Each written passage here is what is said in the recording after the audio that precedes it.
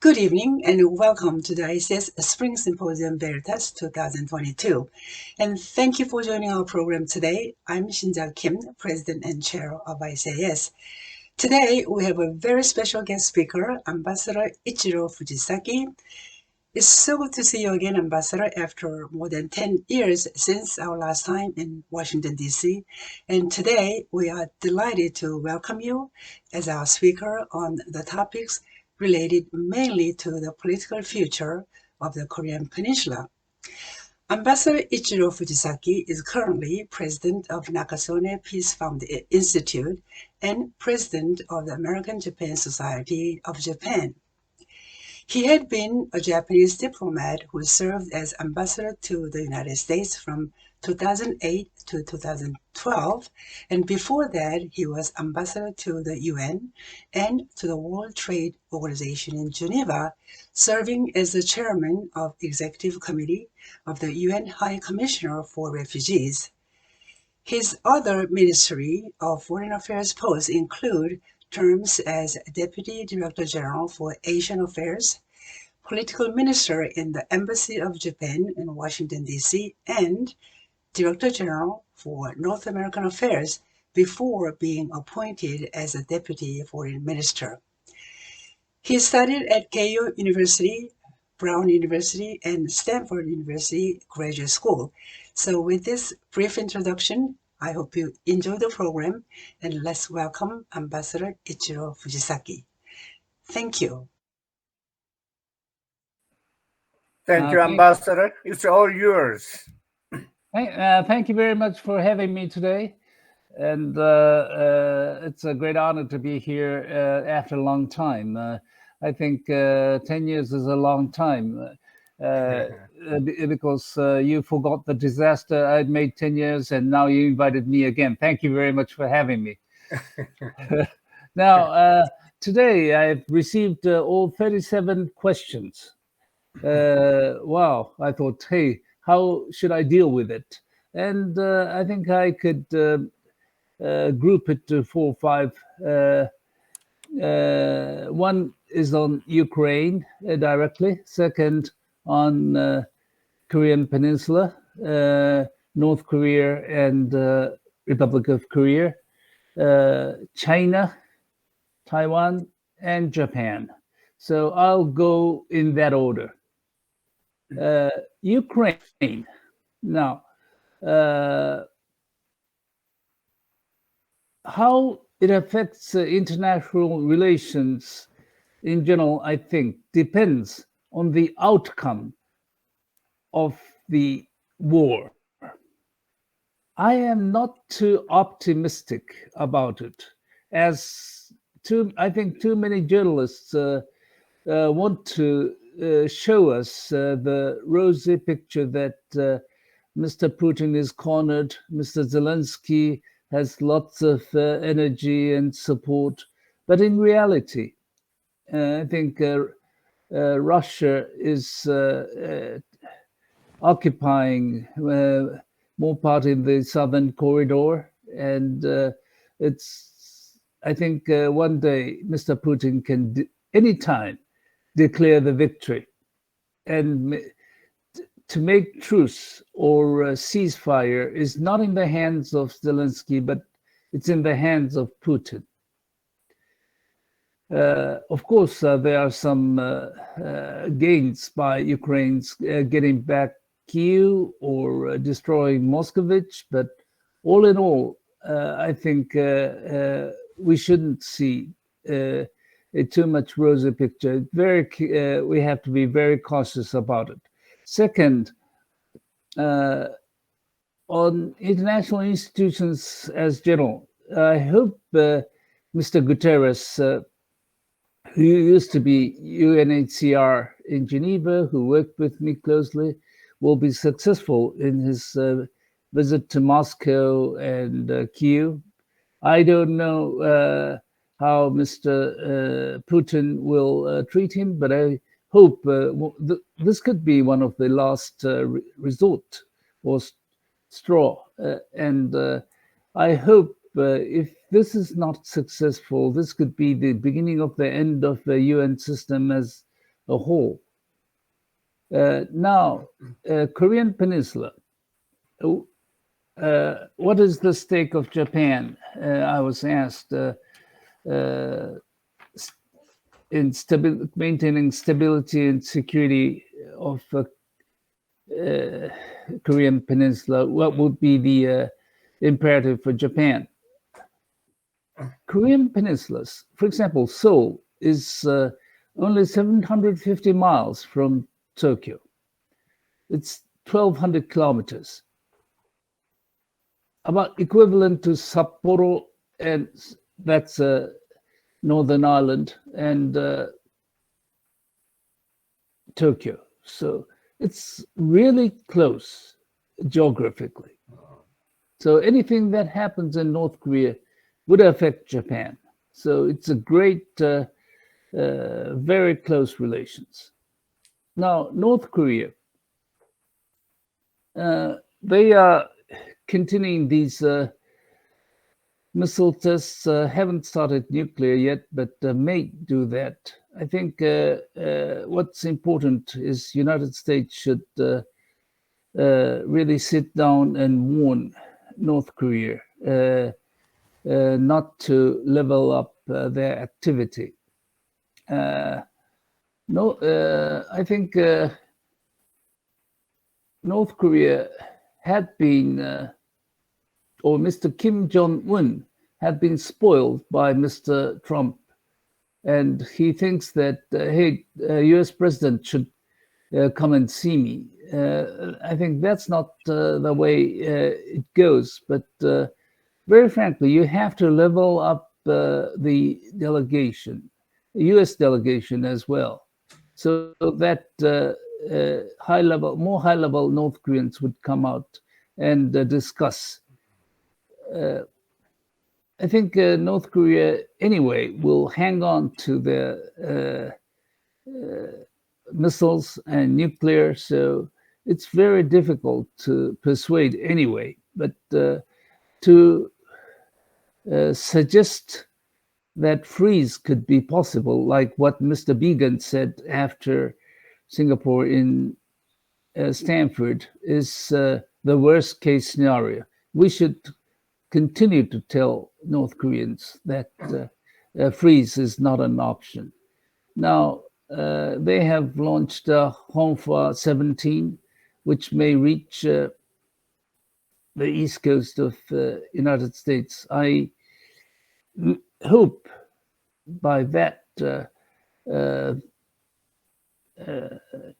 Korea, Republic of Korea, Japan, and United States security is now coupling because of that. When it was only mid-range, not on, and we're not reaching United States mainland, there seems to be a psychology of decoupling. And United States President, Mr. Trump, was saying that if it's shorter one, I don't care. And I hope that this would not be the case anymore. Japan, Korea, it has been too bad for several years. And I think now it's turning with the new administration coming in is really hopeful. Mr. Hayashi, the foreign minister, met day before yesterday, and Mr. Kishida, the prime minister, met the delegation led by Mr. Chun. And they agreed that we can't let this situation, the bad Japan-Korea relations continue. We cannot afford to do that. I think there was an agreement. And how to solve issues are different, but all in all, the present spirit is very positive. I met and dined last night with this delegation led by Mr. Chun, and they were very forthcoming, and I was very impressed. It was a very small meeting, and I think eventually Japan has some tool to improve that is welcoming Korea to CPTPP or Quad, not to sort of close the door, but try to open the door. History issues are very difficult, of course, but I think what was wrong last few years was that has made the other issue was entangled with other issues, right? Like a radar or export control, and all the relations had been soured. One, I think, way out is that we could institutionalize something that is ROK, Japan, US 2+2, and Japan ROK 2+2. The defense minister and foreign ministers meetings regularly. Also, I think two governments should try to, well, of course, there's a limit to that because there's a freedom of speech, but Japan should try to work to decrease hate speeches against Korea or Koreans in Japan. And Korea should try to review its education that I hear that in elementary schools the brutality of Japanese Imperial Army is taught, and those things could could continue to worsen the relations. I'm telling Korean people that we should learn more about history, the Japanese youngsters, but Korean youngsters should look more at future. Both sides has some homework, because if Americans continue to always talk about Pearl Harbor and Japan talked about Hiroshima, Nagasaki, we would not have come to this level. Of course, we have to remember that. We have to talk about it time to time, but not every day. That's on ROK. China. How would they learn from Ukraine? As I said, it depends a lot on the outcome. If Putin could claim victory, that would be a very bad sign to we are sending to China. But anyway, I think China has learned that if you are to invade somewhere, you have to really prepare well and have a massive weapon and forces to get a quick result. They failed in 1989 against, 1979 against Vietnam. And I think that China has been taking the attitude that eventually Taiwan can come to their side, because China's economy, military power is getting stronger and stronger, whereas Taiwan's diplomatic relations now only has 14 countries. Used to be almost 70, but now it's 14. And the fourth level aircraft fighters, China has a lot more than Taiwan now. It turned in about 2007. Until that, it was Taiwan had more, but now it's very different. So I think that China would take an attitude that they would not do now. We have to remember that also China said, Xi Jinping said last year, China would aim at being a respectable, lovable country after disastrous blundering of wolf warrior diplomacy. Only 5-6 years ago, they were popular with AIIB, Asian Infrastructure Investment Bank. Now no one really looks upon China And this is a very different situation. They have to be rather careful. As for U.S.-China relations, I don't think there's a major change. Japan, Japanese people now, I think, realize more the importance of alliance. This year, Japan is aiming at reviewing and revising three basic documents: national strategy and defense guideline and midterm defense equipment. These three documents are going to be reviewed and published by the end of the year. LDP, Liberal Democratic Party, has been discussing this and putting up an advice to the government. One of the very important elements there is defense budget. We had been about 1% of GDP.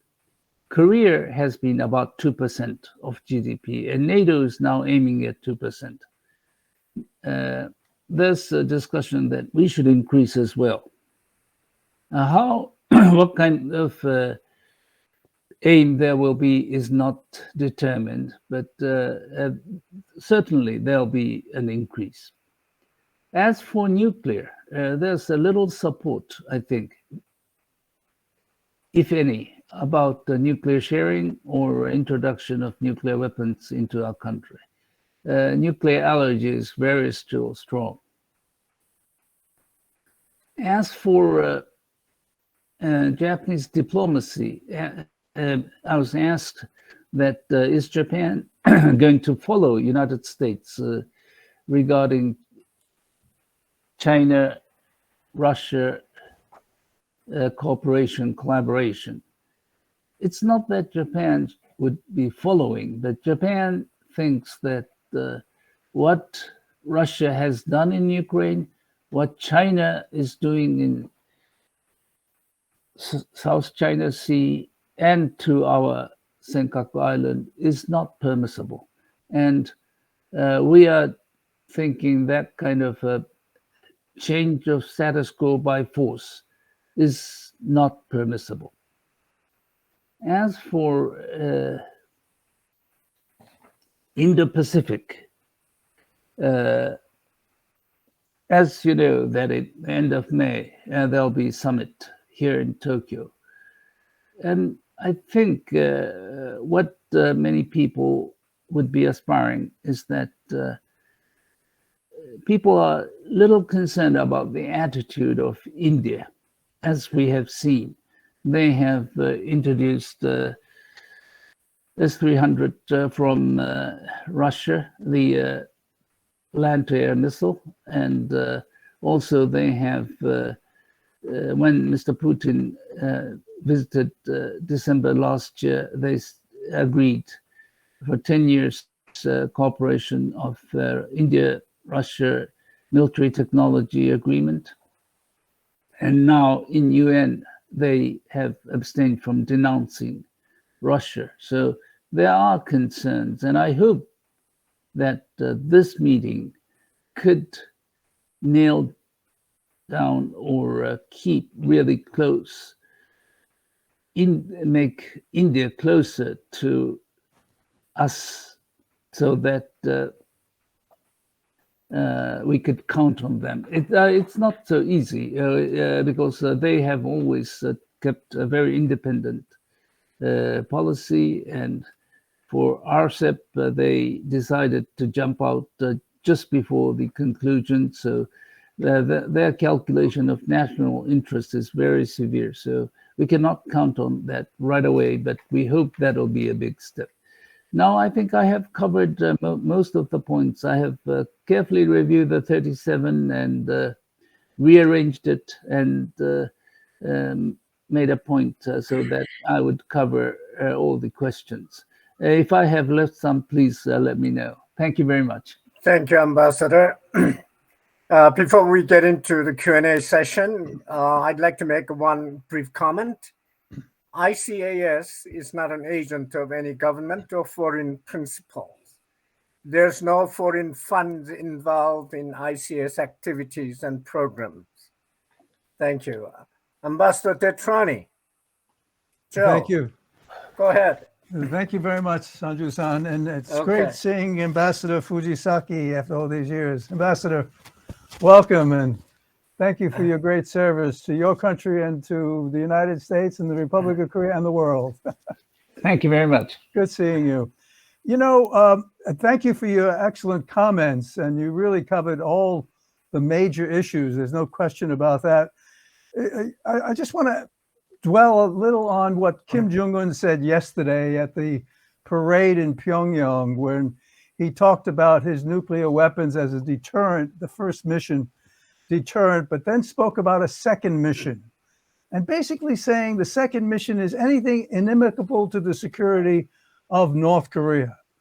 And we've seen North Korea assist Syria going back to 2007 when Israel took out the Al-Kabar facility. That was significant nuclear proliferation at a time when we had the six-party talks, we had the agreed framework, we were building light water reactors. So my question to you, Ambassador Fujisaki, is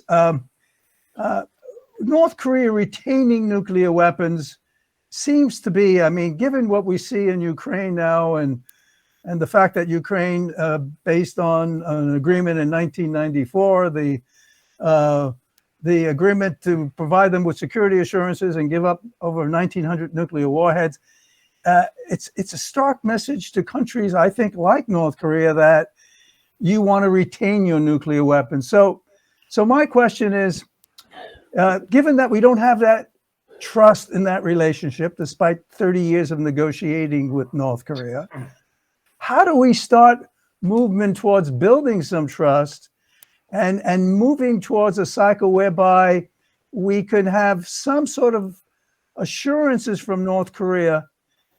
And indeed, you mentioned short range and medium range ballistic missiles that could touch Japan and certainly the Republic of Korea, but also now ICBMs that could touch the United States. Some assurances that North Korea will not, because of misperception, miscommunication, stumble into accidental conflict, possibly even using nuclear weapons. How do we start this process, given that they're not at the table, and we want to get them to the table, but we don't want to obviously cave and give assurances, as we've done in the past, that have not proven to be valuable or meaningful? What would your approach be to resuming negotiations to get North Korea to completely verifiably denuclearize? Thank you very much. I am not too hopeful about the change of attitude in North Korea. Even before Ukraine, I don't think really North Korean leader has been thinking of abandoning the weapon. That's his last resort. So he's clinging on to that. However, I think it's possible that we would continue the discussion. For example, at least of course, there's a lot of criticism, but at least during Mr. Trump, Mr. Kim Jong-un thought he's treated equal, and he tried to win the favor of Trump and did not really go into missile launching as he's doing now. So we have to meet them and talk with them and make some commitment that they would not really just rush to development. As I said, to have a presidential meeting is not appropriate and likely, but at least a higher level discussion, so that North Korea is thinking that, hey, I'm treated as someone whose United States is seriously discussing, and they would not go to, of course, abandoning right away, but still stop launching missiles as we are doing now. But it's not that we agree with freeze, but at least to stop their activity. I think from that point, Trump diplomacy had merit as well, and we have to admit that. What I'm suggesting is that the U.S. should level up the discussion with Mr. Kim Jong-un. Should it be Campbell or Sherman or I don't know, or National Security Advisor? But I think you have to. We cannot just leave this as it is. Thank you very much. Thank you. Thank you. Dennis Halpin. Dennis? Yes, I'm here. Go ahead, Dennis. Yes, Ambassador, thank you for your presentation. I had two things I wanted to mention. The first is I do think the invasion of Ukraine has been a game changer on public opinion in the United States at a profound level, almost like 9/11 or so forth, in that Americans, especially my children, the younger generation, they never thought of the Soviet Union as a threat. They grew up after the Cold War. But now 80% of Americans are saying in polls that Putin is a war criminal. The Republican Party has kind of done a big retreat from the Trumpian engagement with Putin.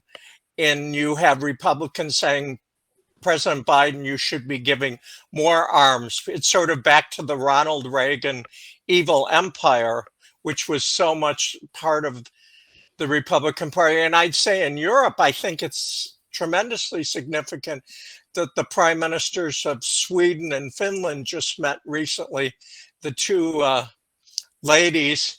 And Sweden, which was even neutral in the Second World War, they're both talking about joining NATO. So I think this could have a profound shift in the geopolitical situation. The second issue I wanted to ask you was something I just read with friends on the internet. About 3 days ago, a Ukrainian blogger was trying to explain what fascism is. And because they've called Mr. Zelensky, the Russians, a Nazi, even though he's Jewish heritage. And in his blog, he put up the tripartite pact, and there was a photo of Hitler, Mussolini, and the Emperor Hirohito, and apparently caused a big uproar in Japan.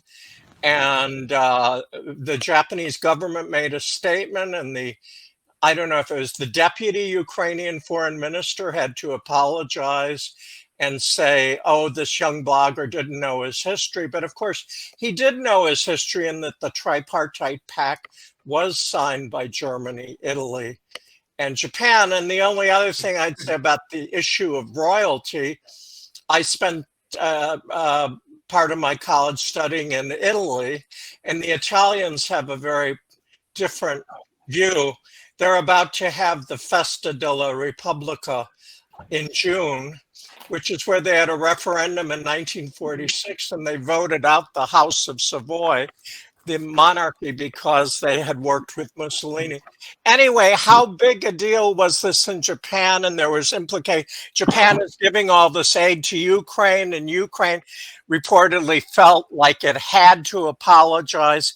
Was this a huge issue in Japan? Was this something that was, because this is what I'm reading about. I had questions about that. Thank you. Thank you very much. I don't think it is.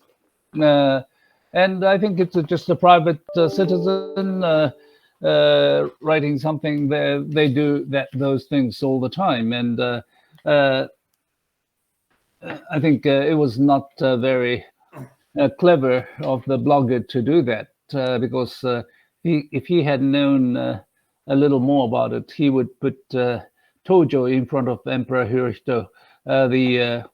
Because Emperor Hirohito was a symbol, and he was not should not be deemed as the responsible. And that's what the occupation army and MacArthur has sort of decided. as well. Now, as for and it's always a very touchy issue, this freedom of speech and sort of reverence, respect to the leaders. We remember that I Am Charlie thing in France, Paris, about 7 or 8 years ago. That who insulted Muslim Muhammad and was shot, and people really were angry. But to insult those leaders are a bit beyond the freedom of speech as well. But I don't think it's a big issue in Japan at all. It doesn't have any consequence. We all know that some people do those things. Yes, thank you. Tong Kim, go ahead. Thank you. Thank you, Ambassador, for doing this for us. Now, after Ukraine got started, Putin talks about the possible use of nuclear weapons, if not the tactical, even strategic at the end, if that evolves and expands into World War III, as many talked about it. And given the fact that U.S. nuclear review does not preclude the first use of nuclear weapons by the United States itself, and Kim Jong-un, like Ambassador Deterrence just said yesterday, he expanded the possibility of using nuclear weapons not just as a deterrent, but as for other purposes. For example, if it provoked, if its national interests were invaded or infringed upon, it would not exclude the possibility of using nuclear weapons. Now, during the Cold War, we depended somehow on so-called the doctrine of mutually assured destruction seems to have been working on both sides of the Soviet Union and the United States, and we lived under, although in the fear of nuclear weapons. But I think Ukraine and also Kim Jong-il remind us of how dangerous world we are living in terms of nuclear warfare. Now, Japan having directly experienced the victims of Nagasaki and also Hiroshima, and I hear that some admirable efforts on the part of Japanese looking for some ways of stopping nuclear weapons and peaceful use of nuclear power for itself. Now, Obama said he was interested in building a world free of nuclear weapons. That would never happen. That would be a good idea. There is a MTP, there's the same purpose, and then also there is a test ban treaty, but neither the United States or Japan are willing to support that idea, although they all oppose nuclear use. And so my question is, I also want to make one point that you made. I agree with that. I've been watching North Korea for most of my life anyway. I'm in mid-80s, so I've been watching North Korea so long time. Now, I tend to agree that it's more remote, more impossible, more difficult if there is any chance for North Korea to denuclearize whatsoever. And Kim Jong-un is making very clear that he's lost interest in resolving this nuclear issue by diplomacy. So I think one thing the world leaders gotta do, instead of talking about diplomacy, or through the efforts of diplomacy, at least we should the name and use of nuclear weapons a war crime, although we have what definitions of what the war crimes mean, but nevertheless people keep committing it. But at least there should be some sort of a movement.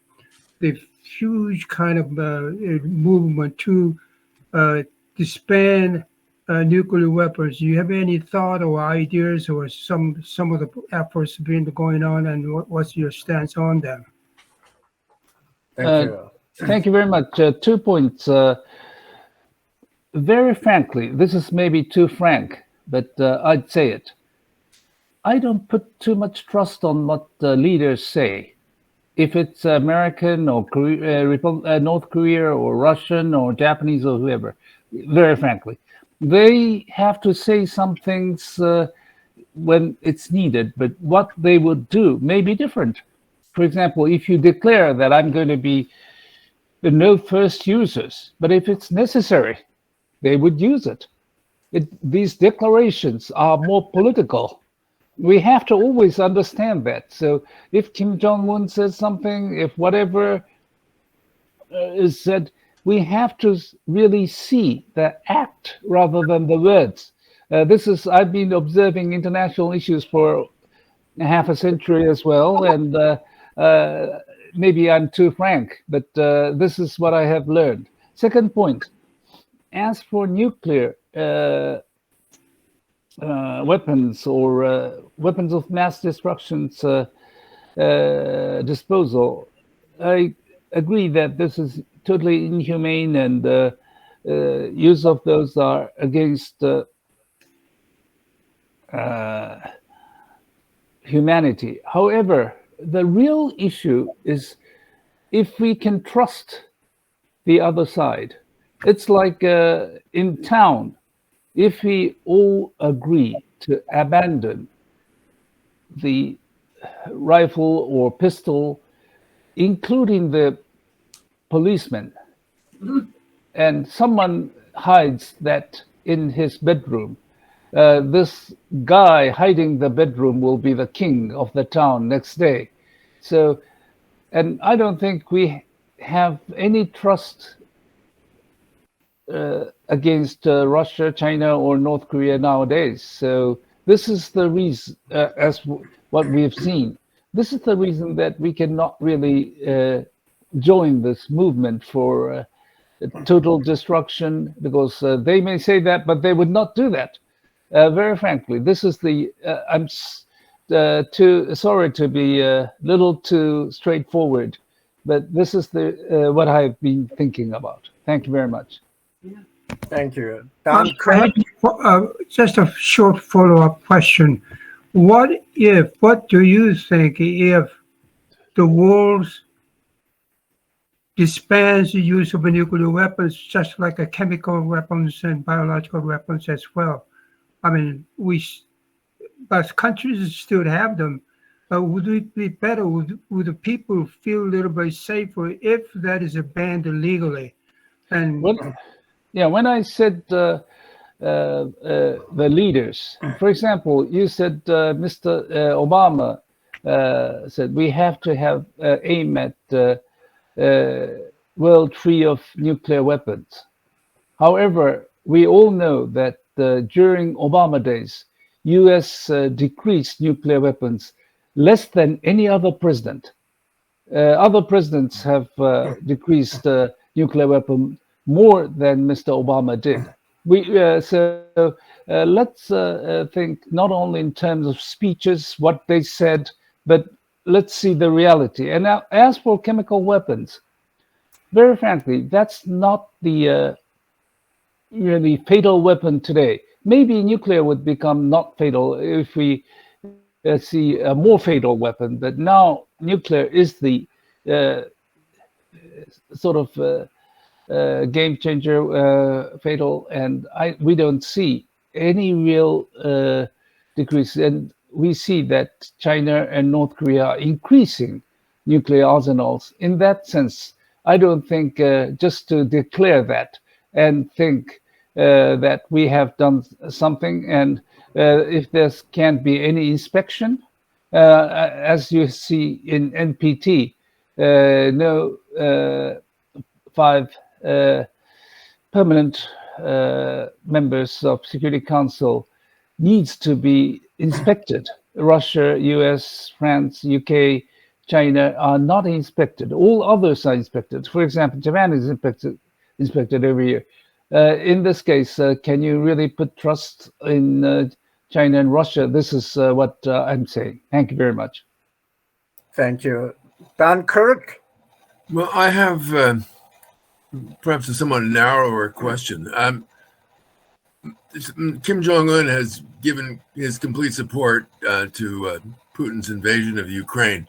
Do you think Mr. Putin might show his gratitude by providing many spare parts, new weapons, new planes, and heavy artillery, and also missiles, which may be more advanced and better than North Korea's missiles, to North Korea?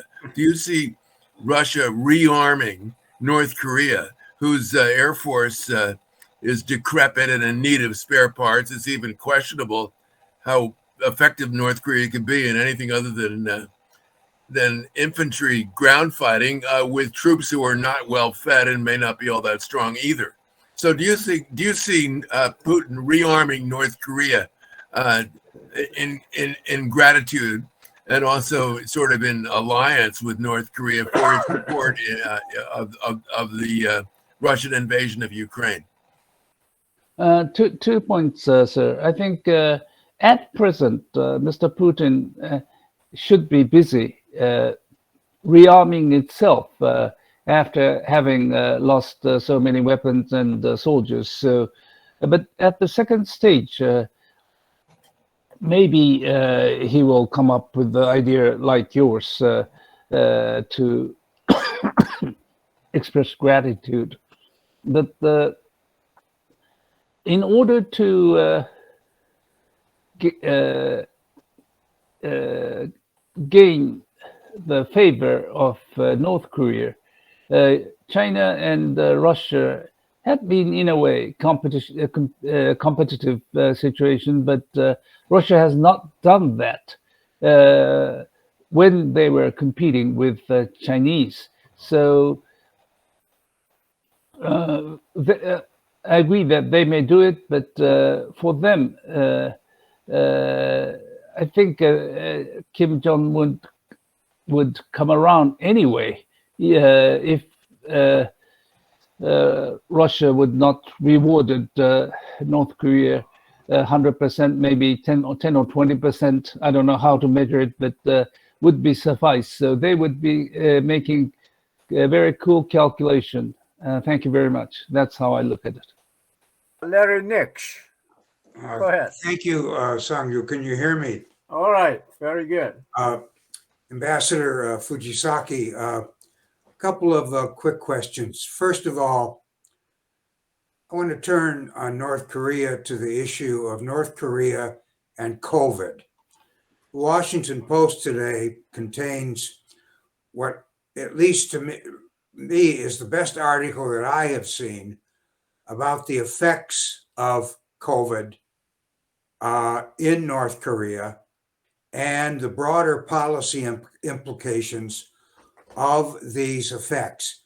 Now, my own view, very briefly, is that the North Korean threat today is diminished considerably because they are so terrified over COVID with their 19th century medical system and lack of vaccines that they have chosen to completely isolate themselves. An isolation which, as this article points out, has now been reinforced on the Chinese border as the news of the lockdowns in Shanghai, other Chinese cities, and now possibly Beijing in the future come into North Korea. With this isolation, it seems to me, North Korea really can't provoke or really threaten war to any serious extent against anybody. But this article also brings up the issue of the West, and particularly to the United States, offering vaccines to North Korea. The US being the Moderna and the Pfizer vaccines. and sentiment is existing for the U.S. to make such an offer. I have my own opinion of this. I don't think it's wise to do this at the present time. But my question to you is, if you see the Biden administration seriously considering making such an offer to North Korea, as a panel on CSIS apparently is recommending now, would your government, in your view, need to ask for a voice in this decision to make the decision on a vaccine to North Korea a more collective decision rather than a unilateral U.S. Biden administration decision? Question 2, and this is very brief, is there discussion in Japan about what effects a Chinese takeover of Taiwan would have on Japan's capabilities, its abilities to be able to defend its positions in the Senkaku Islands and even the Ryukyu Islands? Thank you.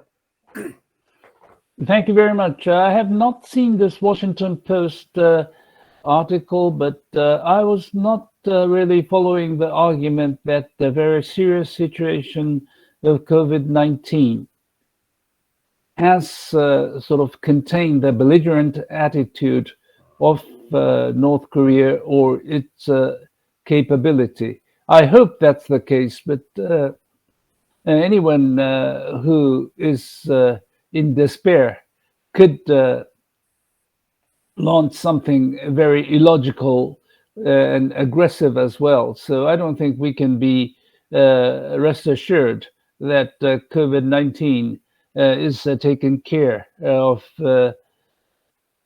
North Korea's aggressiveness. As for, I have not seen this CSIS proposition, but if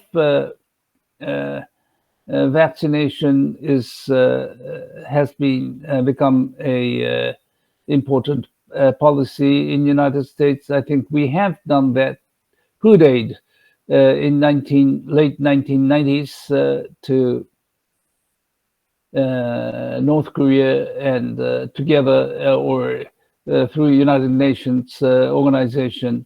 United States did as well independently, and we did that. I think these humanitarian aids are, I think, possible, and I don't think we'll be sort of trying to, in a way, to stop those by United States. No way. I think we'll just support those things.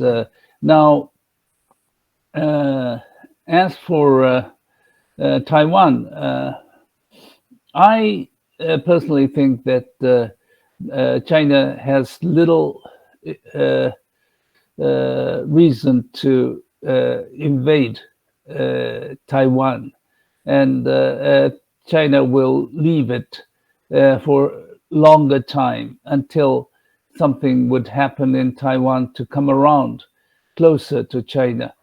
And not this time when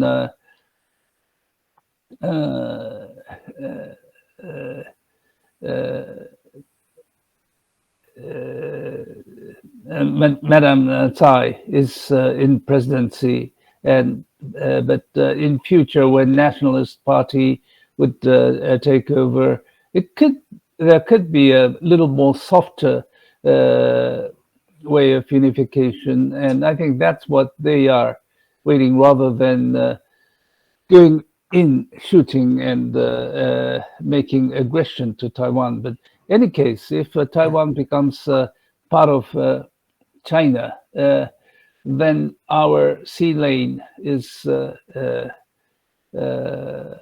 think, affected very much. So it's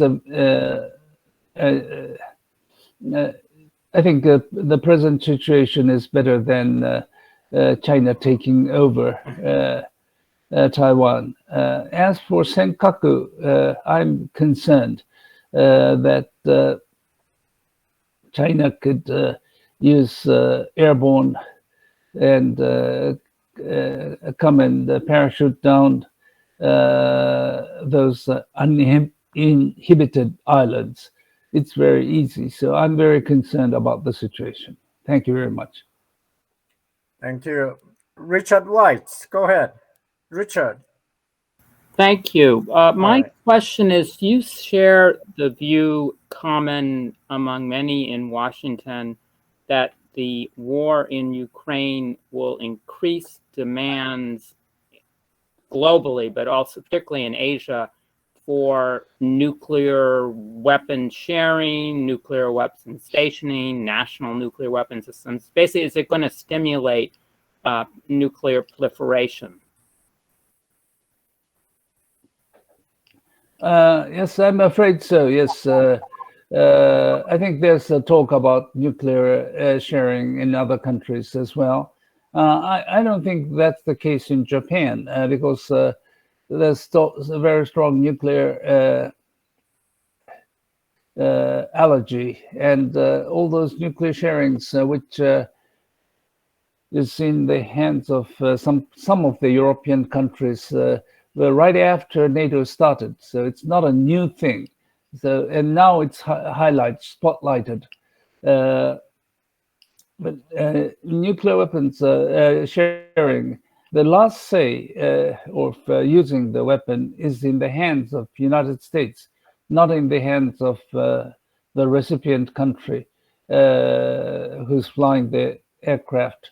So in that sense, I think if United States is giving us the cover of nuclear umbrella, I don't think the Japanese will like to have nuclear sharing. There are some people who are like former Prime Minister Abe has been discussing that, and there are people who are advocating that, but it's still not majority. All right. Thank you. Okay. Susanna, go ahead. Okay. Thank you Susanna, very much. Go ahead. Okay. Thank you. Thank you, Ambassador, for answering the question on imperative role of Japan. I did have a further question on your comment why the United Nations has abstained from denouncing Russia regarding the Ukraine issue. That's number one. Number two, how long do you feel the advance of China on Taiwan may be protracted to allow the nationalists to fortify themselves in the government there? I think those two. Yes, thank you. The first, I'm sorry, get it too well. Did you say that why did United Nations did not take attitude on Russian aggression towards Ukraine? I wrote your comment was that they had abstained from denouncing Russia. India, I said. Oh, okay. I said India did not take. The United Nations took vote, and China, India, Saudi Arabia, United Arab Emirates, and those countries tried not to denounce Russia, and that was very remarkable. As for China, Taiwan, yes. China has not really been too smart. They have, if I may say, they have sort of pressurized or by sending missiles over Taiwan. when during the election of Lee Dong-wei,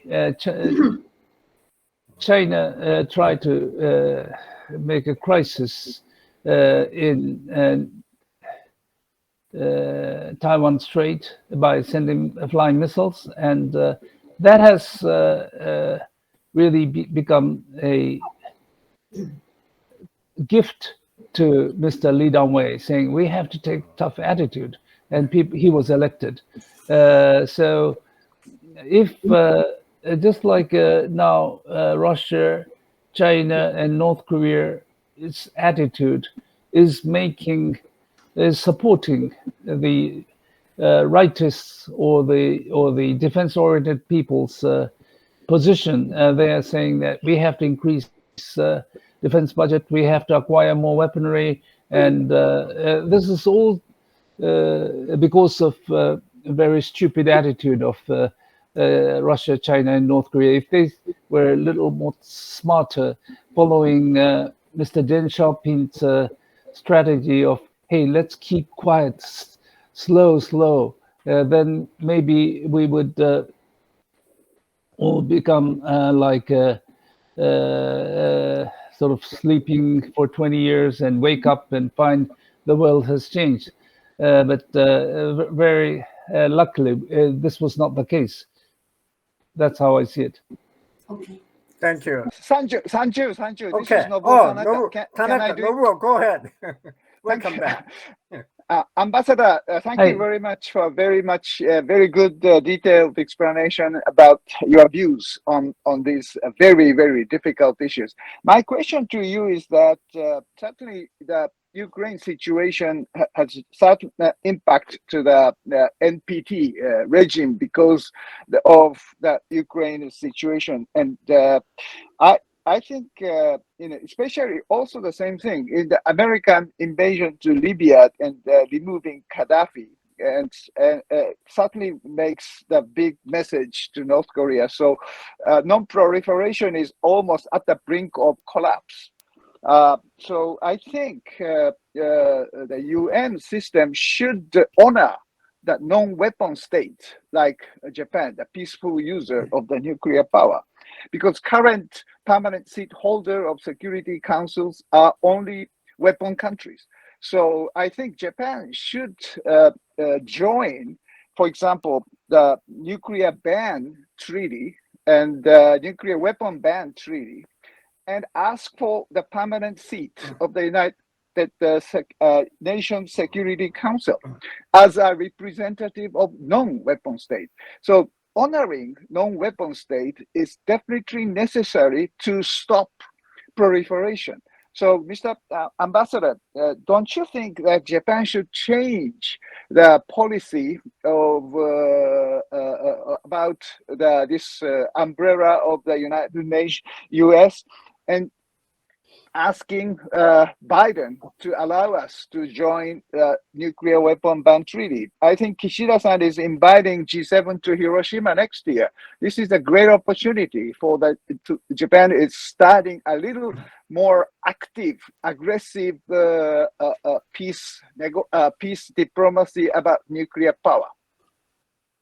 Thank you, Nobuo. Thank you very much. Nobuo-san, I have to ask you one thing, and I will do it bilaterally to you. It's about speaking engagement. But now, as for your point, I think, yes, we would like international system as a whole to respect more non-nuclear countries, which can be nuclear, but has resolved to not to do so. That's Japan, for example, or Korea. And I think it's not right that only the winners of World War II 77 years ago and all those countries who have nuclear weapon is in the driver's seat. As for nuclear ban treaty, yes, I think we can be an observer there, like Germany has become, not just stay away from it. However, the real problem, I think, is that if we really adhere to that, and all others adhere to that agreement, can we really trust China or North Korea or Russia if they say they are member and they would adhere to abandoning, and they have abandoned if there's no real inspection? And this is the real problem. And I think rather than seeing the bleach like what we have seen with INF Treaty, I think we have to be very careful about a joining agreement. But I agree that we should not stay out when we should be at least in an observer state to be inside. Yes, thank you very much. Thank you. Mike Thank you. Frenchek. Mike Frenchek? Yes, Dr. Go Kim, ahead. thank you. All Mr. Ambassador, we got two policy questions about the new administrations in Japan. As the Republic of Korea, Japan, and the United States relative to all new administrations, so all of our policies are developing and changing. The first one deals with the military information sharing agreement with the Republic of Korea. Where do you see the new administration in Japan going towards that agreement? And the second question is, you mentioned the budget increases for defense. I assume that's to develop the capabilities of the Japanese self-defense forces, which could easily be perceived by neighboring countries as an offensive capability.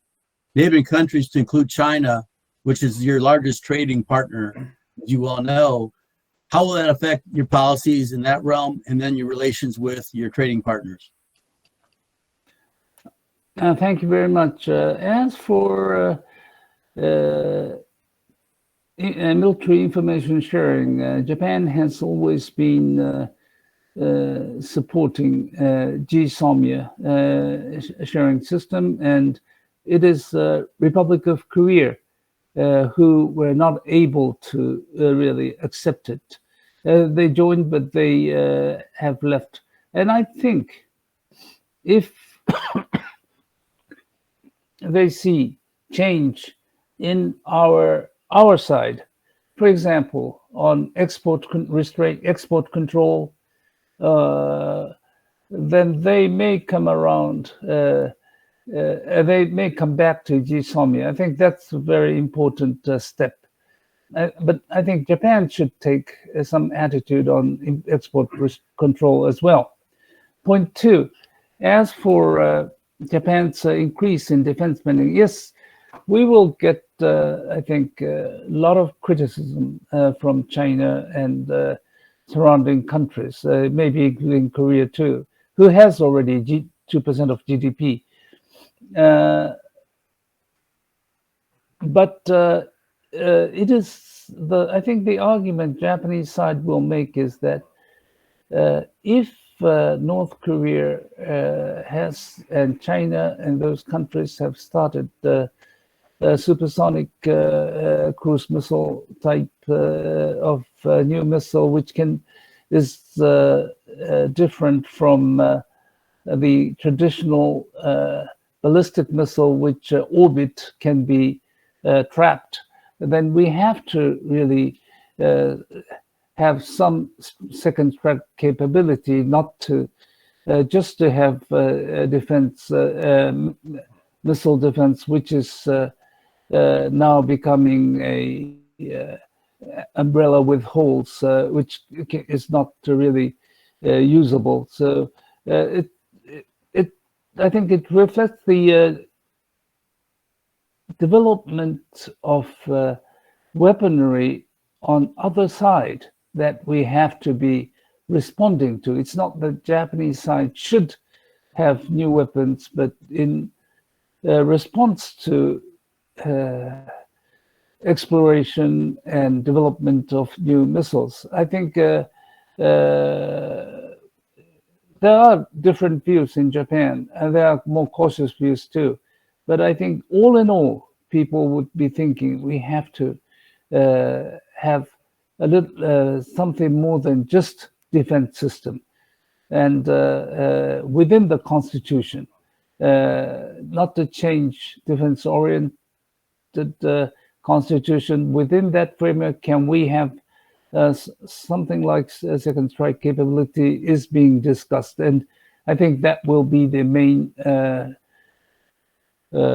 discussion this fall. Thank you very much. Thank you. Donald, go ahead. Okay, you got me now?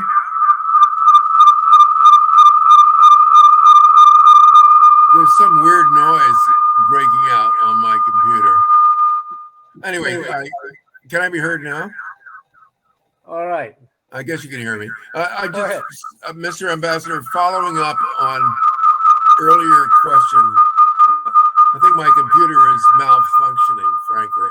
But following up on earlier question, I'm wondering about, in very general terms, what is the real state of the U.S.-Japan alliance, and how much does Japan trust the U.S. to come to Japan's defense if necessary? And how much would Japan, with all the opposition in Okinawa and so forth, the U.S. bases, how effectively could Japan function as a vital rear base area as it did in the Korean War? And how effectively could the U.S.-Japan alliance operate in case of a recurrence of hostilities? There's been over the years a great deal of opposition to the American military presence and the alliance, and we wonder also, about what the U.S. would do for Japan. Frankly, if you could give us your assessment, I'd be very grateful.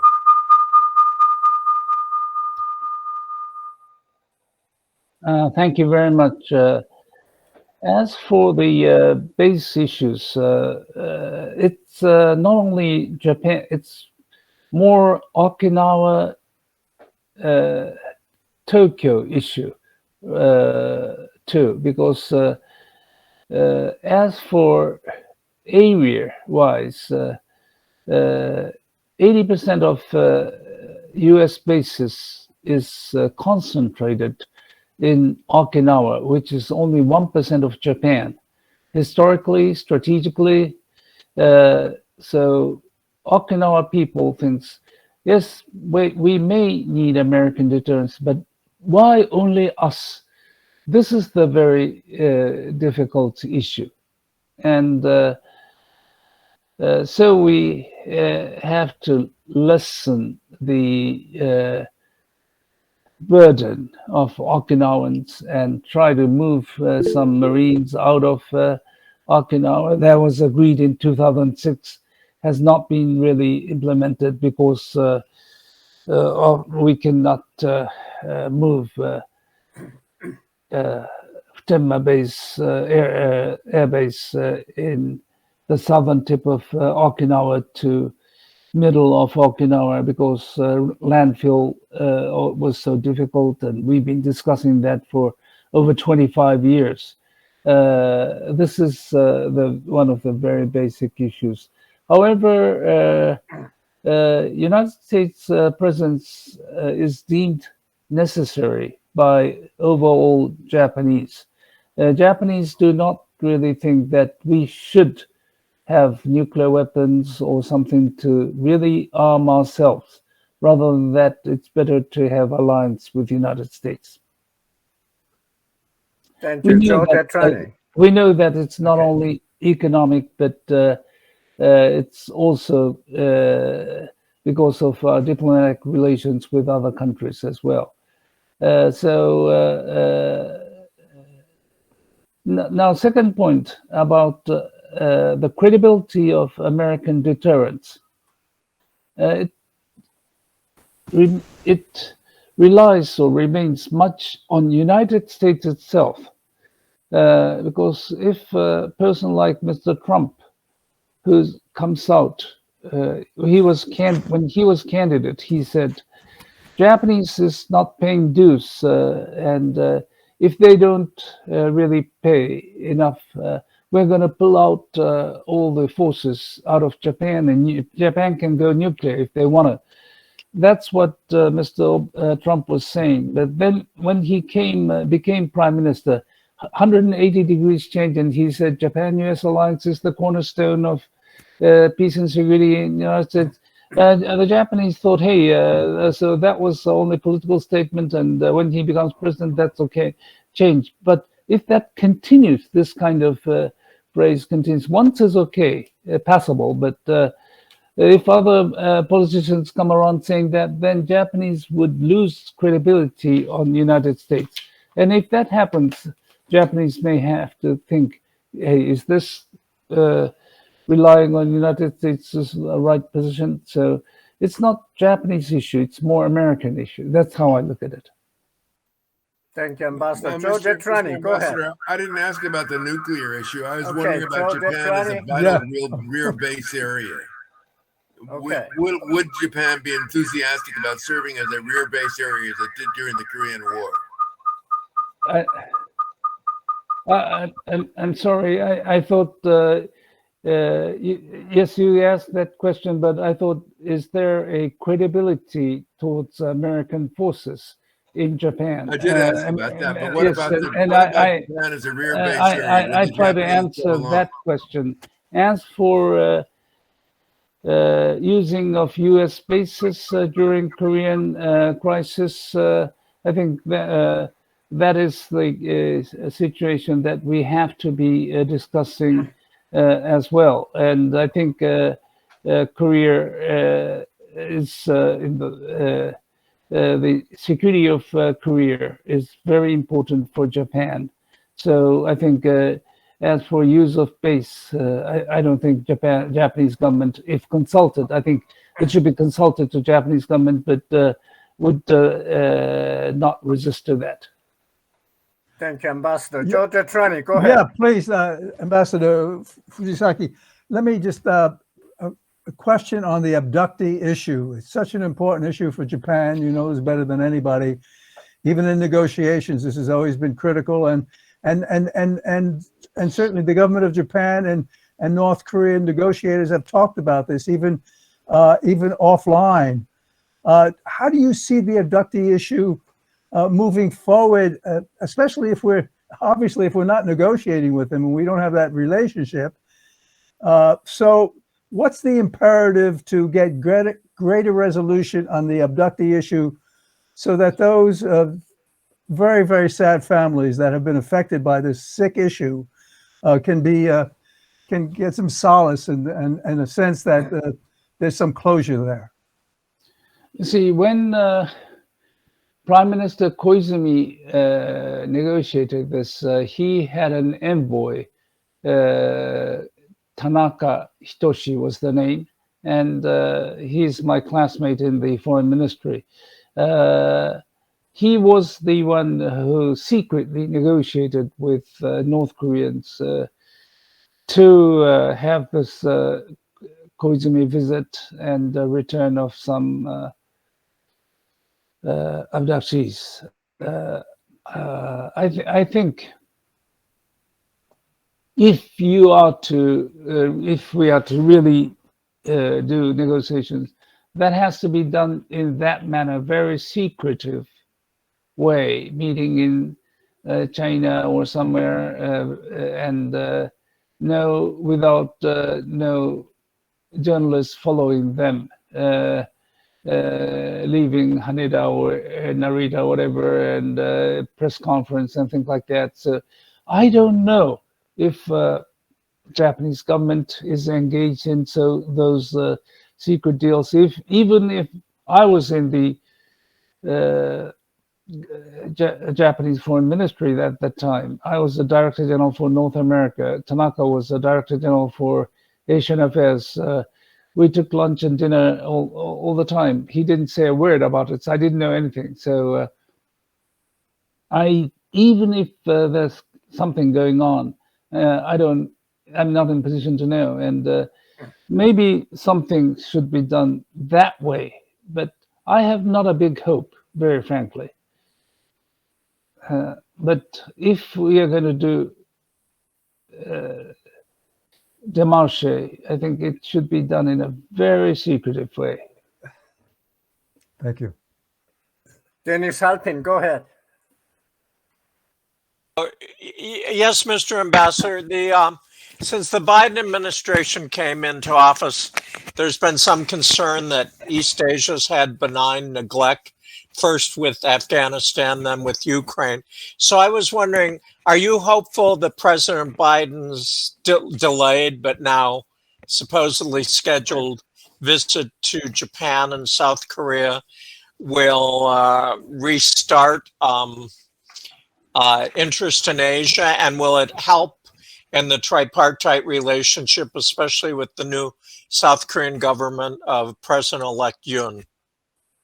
Yes, first, I don't think there were views in Japan that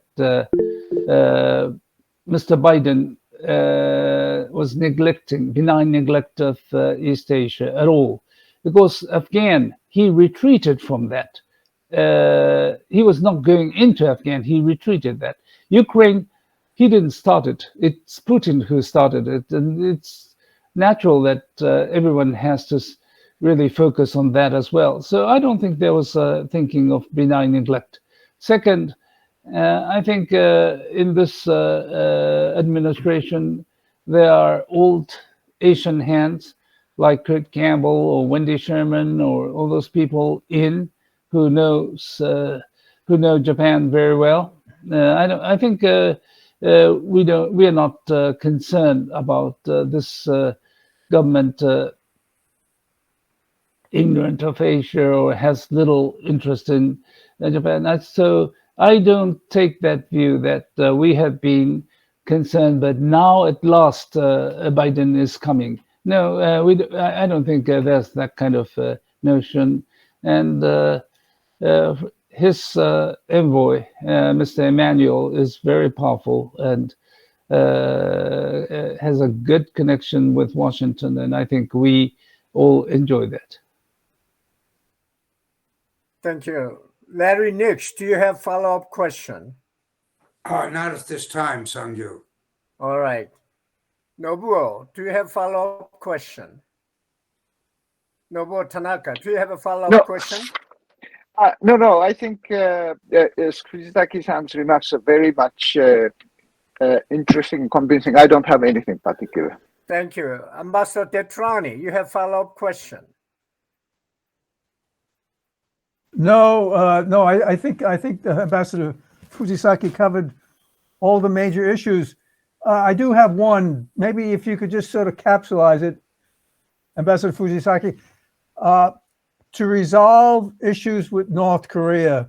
I mean, if I heard you correctly, and I think we all agree, denuclearization is very remote and way down the road. But do you see any hope that in the long term, that could be 10, 15, 20 years, a process moving in that direction, we can get North Korea to be more of a responsible nation state and less concerned that something accidental, like the use of a nuclear weapon, indeed is not going to be of concern to all of us? I think in any international relations, as you know very well, the most important thing is time element.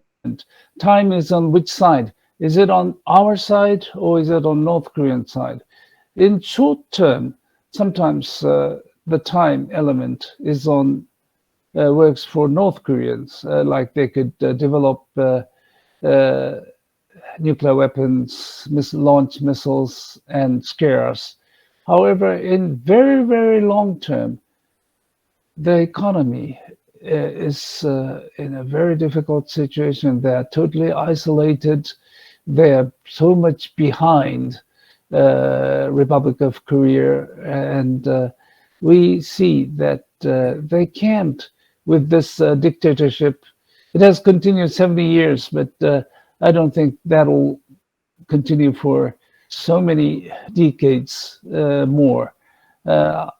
It's important that we would not try to give in and sort of manage the situation, prolong the process until they really have to come down, kneel down to the reality. That's I think the gameplay, to have the time on our side. That's how I look at it, sir. Thank you. Thank you. Donald Kirk, go ahead. Mr. Ambassador, I have one critical question which has been overlooked in this conversation, about which you might have direct influence. When I called up All Nippon Airways yesterday, they said I could not go to Japan because of COVID restrictions. Most countries let people enter despite COVID, although quarantine is imposed in many cases. When is Japan going to relax these COVID restrictions so that many of us who have connections in Japan and look back very fondly on our fairly recent visits to Japan can resume going to Japan?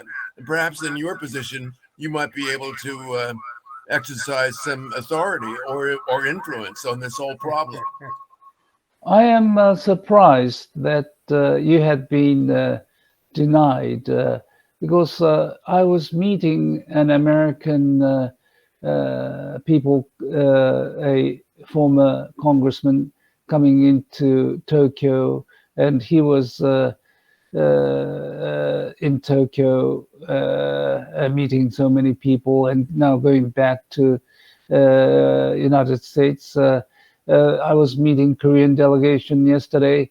They're coming in, so I don't know why this rejection has happened. I think it was totally foreigners were off.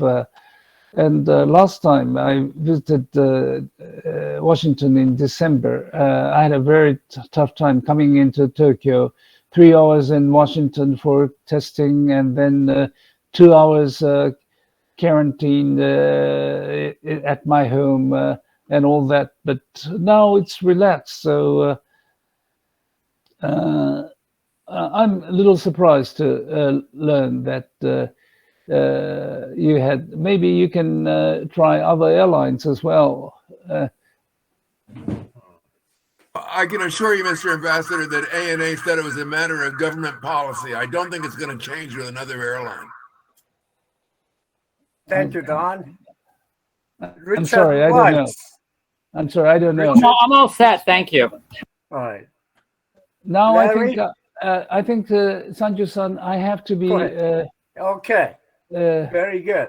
Excuse myself. Ambassador, it's a great session, and the time is up, ladies and gentlemen. The meeting is adjourned. Thank you very much, Ambassador. Thank you for having me. Thank you. Thank you. Thank you.